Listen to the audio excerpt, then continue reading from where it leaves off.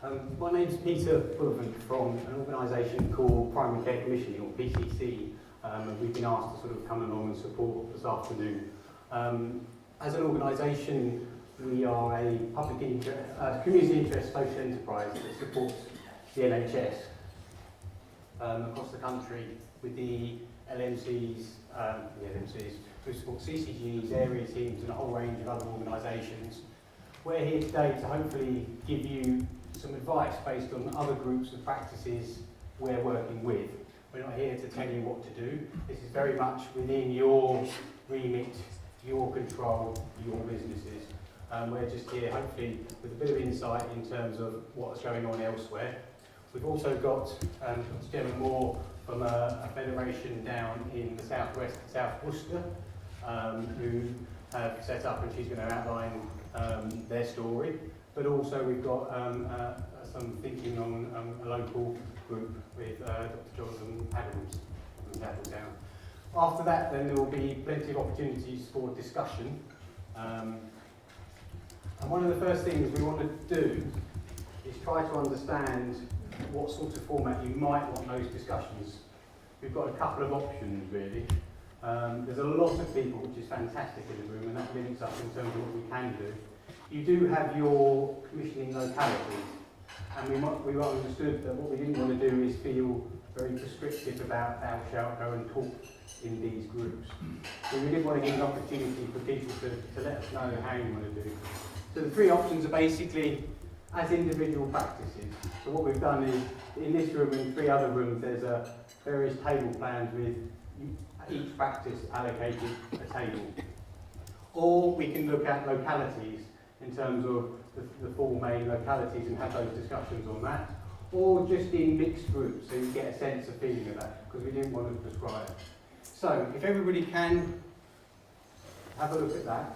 There's 2 options in terms of your voting now.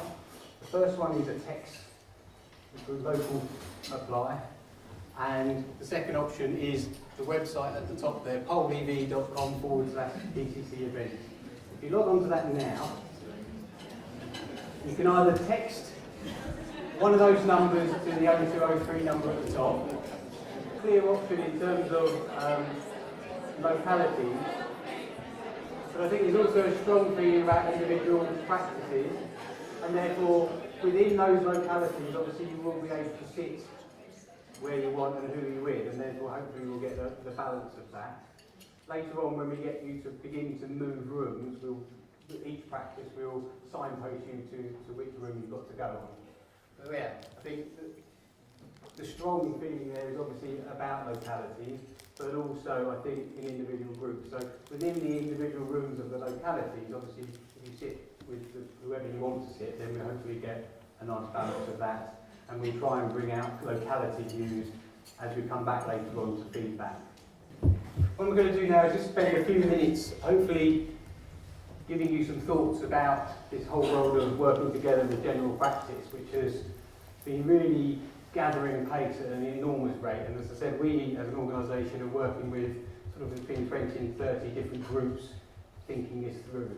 Each group is very different, and each group is looking at different solutions. But there are some common thinking coming about. One of the key bits around this is actually, and it's not often I start in front of general practice, start with NHS England stuff, but I think it is important to understand that actually this is a real drive around general practice, and there's 2 elements really. One is the supporting the sustainability of what is great about general practice, our list size, our trust of patients, but also balancing that with, we do need to transform the healthcare service in this country for it to be in existence and to survive. Everyone Counts is a planning guidance that the NHS issues every year, usually about Christmas Eve. But basically it says, this is what we need to achieve next year. This year was very different for 2 reasons. One, it said, this is about 4 or 5 years. The second element was very much, it mentioned primary care for the first time in my memory. And actually it put primary care at the heart of the NHS.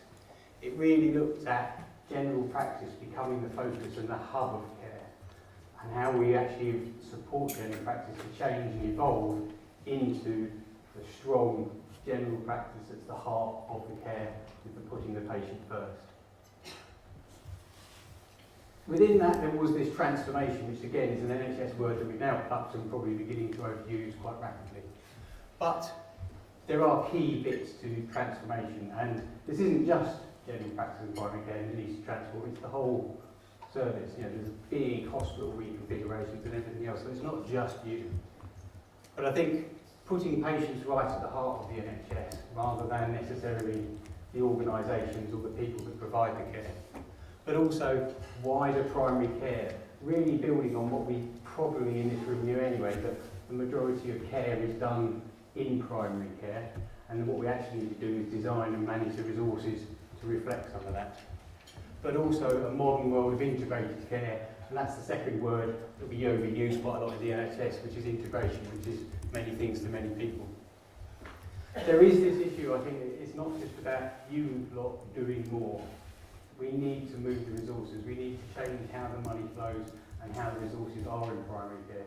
So it's a stronger, wider primary care, but with the resources. But in order for the resources to flow, we need to have an organised and a different approach necessary to primary care.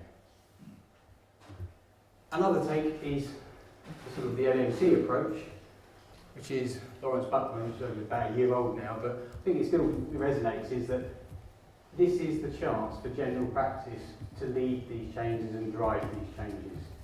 If you don't, and the necessity for change is still there, then somebody else is going to help you.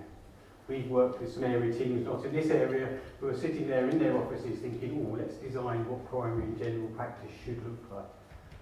I personally believe that that needs to come from you. You are general practice, these are your businesses, you need to drive it. Now is the chance for you to do that.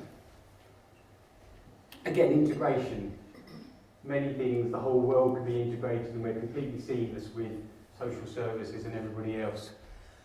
When you break it down in terms of integration, it's about care planning and care coordination.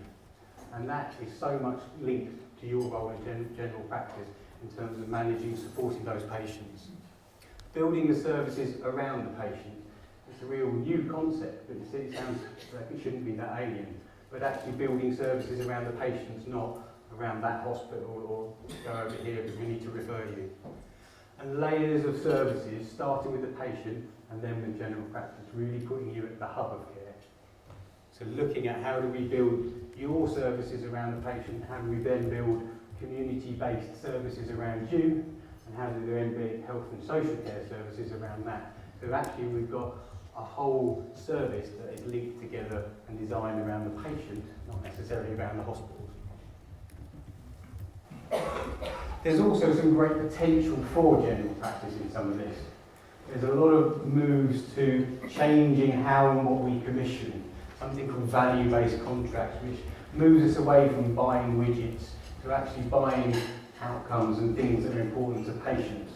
And a lot of that is underpinned by actually commissioning with groups of providers, systems of providers. And lots of the developing federations are really looking at their role to be the lead provider. So we will commission a diabetes service for the whole population, and we want an organisation to coordinate all of those services. Who better than a well-run, well-thought-out, organised general practice?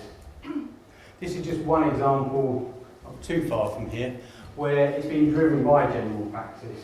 This is, in its essence, a general practice that's evolved and grown their sort of MSK services to now providing, with others, the full integrated MSK service for the whole of that CCG. Now, the financial value of that is in the region of £20 million. So we're actually talking about big money coming through. So it's not just the small amounts of money we're thinking about, it's the larger sums of money to really get that investment into general practice and primary care. In terms of this working together, there's lots of different types and layers. As I said, there's two key things to working together collaboratively. One is to sustain you as businesses and as organisations and protect what's great about general practice. But the other is to genuinely transform how we see and manage patients.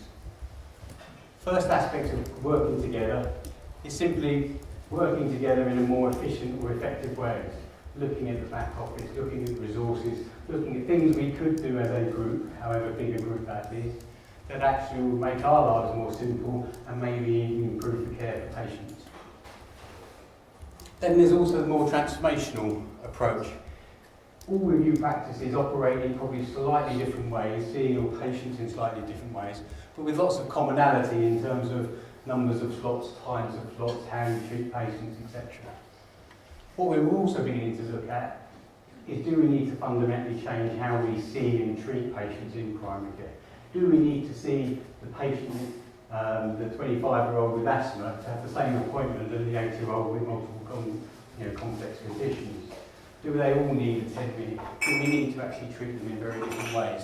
And through working together as groups of practices or through organisations, can we actually redesign, for our benefit and patient benefit, how we provide urgent care, extended hours? How do we provide management of long-term conditions so we use our resources more effectively and actually offer patients better care? This is the actual transformational side of things. How do we actually group together to see the wider population, still maintaining our independence and our contractual status and our organisations in control, but actually using our resources a bit more effectively? The RCGP is behind this sort of much approach in terms of sort of the profession and looking at a wider primary care. Primary care manages 80-odd% of patient contacts, and you do it very well, you do it very efficiently because of the generalist and more holistic approach. Now, how do we take that approach and widen it to actually how we provide wider, more specialist services, putting the patient at the heart? The other aspect to collaborative working is very much protection. As a bigger group, are you safer from the threats that may be around the corner or actually imminent? Threats from other organisations, threats from decommissioning, threats from commissioning things in different ways. Public health leses is always a good example of a potential threat. Can somehow working together give you that umbrella, that organisation, that protection that actually means you can initially secure income that you already have, but then build on that to grow? And we'll hear about that a bit later in terms of some examples of that. Just one example, which is a very well-established federation. And again, I use the word federation with some anxiety because it means so many things to different people. But this one is a federation. It's an organisation that was set up about 7 years ago. 2 or 3 GPs in the area said, we need to do something because trouble's down the way, and we need to set up an organisation that actually helps the sustainability of general practice. Their key objectives was to facilitate the shift of resources. How do we actually provide services better in the community but linking in with our partners? And that was one of their primary goals. To deliver innovation, so what underpinning there is really patient focus and short waiting times and helplines and everything else. They put the patient right at the heart of everything they do and all the services they design. And also to support the primary care development. Initially, as you'll show you in a minute, they focused very much on the top 1 and 2. Recently, they're very much now looking at the third. So that's 100 practices basically across the Bristol area with a significant population. So it's one organisation that started off in one way, nearly failed, got the right people in to actually change the organisation, develop it, and it's now a growing organisation to support not only their practices and what they do, but actually the transformation agenda across the way. In terms of their priority of services, they have a whole range of NHS services that they provide that are commissioned by now CCG, so urology, hand surgery, ultrasound, MSK. So these are services that are now commissioned by their CCG and others beyond. They have what they call private patient services, which are generating some private income but isn't significant. And it's almost what they've done is use those as a shop window when they want to work with NHS commissioners. And they've set up and are building, as I'll show in a minute, the GP support services. The success of this organisation is being driven by them consolidating the skills and the abilities into an organisation that can support practices and really drive change. As I said, 6,000 odd patient volumes this last year are increasing because of the contracts into nearly doubling. They work with all the other organisations in the system, so they don't do it themselves. They work with the local NHS trust, they bring the consultants there, or they use a chamber of consultants that's in their area. They work with the actual surgeries to deliver some of these surgeries so that the income goes back into surgeries, and they work with a lot of the community sector and the out-of-hours providers. They've recently won one of the PM Challenge funds, and the reason why they believe that they won is because they had the organisational skills and ability that they developed to actually respond effectively to what was in essence a tender process for the PM Challenge Fund. They've secured about between £3 and £5 million in order to now support the transformation of general practice within those practices. So they're now focused really much on transformation of general practice. Their approach is a range of hubs, 6 hubs. So within their big locality, big 850 population, there are different areas still supported by the same organisation, that they will be developing these areas of support. So right across in terms of your support functions, your business functions, your payroll and the facilities, all of that stuff that we think could be done here. But also the actual provision of services, the provision of out of hours, and working with them to deliver services in a more effective, different way. So different areas, different practices within hub will utilise their strengths, whether that's one practice over there, practice B that has key strengths in DVT, another practice as a specialist in urology. So within that hub, they're going to utilise those specialties to provide services for that population. And that's the key driver in some of this, is they're providing services for the complete population, not for individual practices. So that's the approach they're now taking to really drive through that change across a significant population with very different localities. So this is a diagrammatic map of their different localities. Some of them are quite big and large in geographic because of the demographics and the geography. Some are quite small and focused because they're in city centres. They're all representative of different groups than that. And they're actually therefore all having some key hub services of how they potentially provide out of hours, because that was what the PM Challenge Fund was all about. But on the back of that, really bringing change to how they bring the services. And this introduces a really important thing about this in terms of collaboration, working with practice. It's not necessarily just one group of practices who are going to get together and do everything together. There may be different things that different groups of practices want to do. Smaller groups may want to do 24-hour blood pressure monitoring or policy development together. A bigger group in a locality, for example, may want to look at providing minor surgery together. Across a bigger footprint, CCG-wide, and as Gemma will say, provide a locum service, an internal locum service, or even selling those services externally. That may be done on a bigger footprint. And even working beyond your GP, so integrated community-based nursing, working with your local community providers, etc., to actually get a much bigger footprint and genuinely change services. So there's flexibility in collaboration. It's not just those 5 practices, we're going to get together and we're going to do everything together. There can be different types and different layers depending on what you want to do.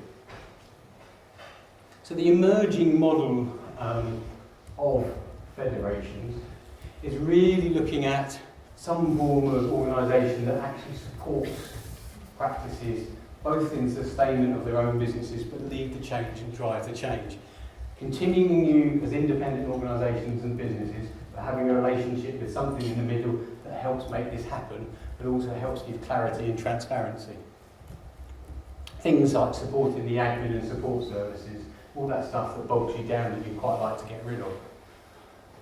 A vehicle for collaborative support. If you will wanted to get together and do diabetes nursing, who's going to begin to employ those diabetes nurses, etc. There's a lot of clarity needed in terms of governance and employment law. But it also can be the vehicle for bidding for new services or bidding for the income that you may lose. So therefore, if your local authority wanted to do your public health levies and do it CCG-wide, is there a vehicle that actually can make that happen?